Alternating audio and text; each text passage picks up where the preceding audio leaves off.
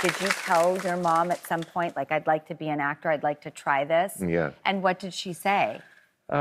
She was resistant at first, and then she came around. She came around, but she made me prove it, which I respect in her. I mean, she was a single mom, obviously. She never remarried. She never dated again. Oh, God. Yeah, we'll get, it's, you know, she was...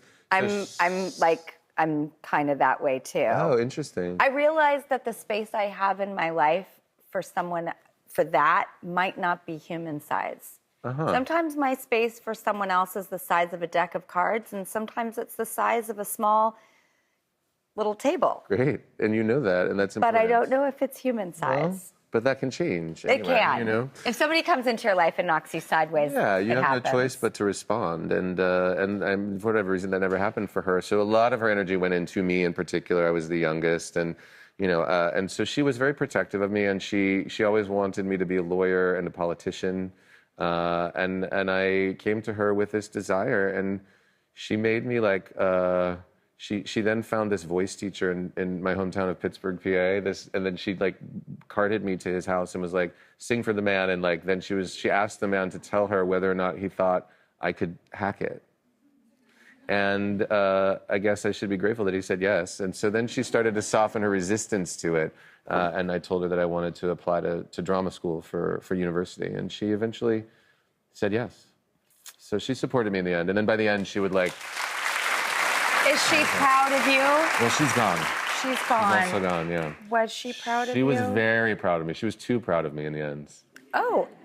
Is there such a thing? Well, I don't know. Like, for example, if there was ever an interview, an article that I had in a newspaper or a magazine, she would literally show up at home with like 15 copies of a pile this high of the magazines. And I used to get so mad at her because I'd be like, "Why do you have them all?"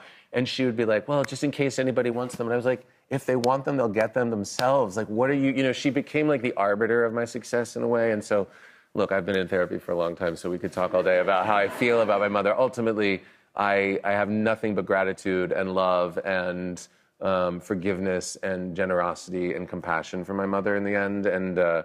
And being with her at the end of her life was the single most profound honor of my life, you know, holding space for her and doing it gracefully with her, and so I would never change anything, you know. But at the time, I sure would have. But looking back on it now, I wouldn't. If that makes sense. It does. Yeah. It's also complicated families, isn't it? Yeah.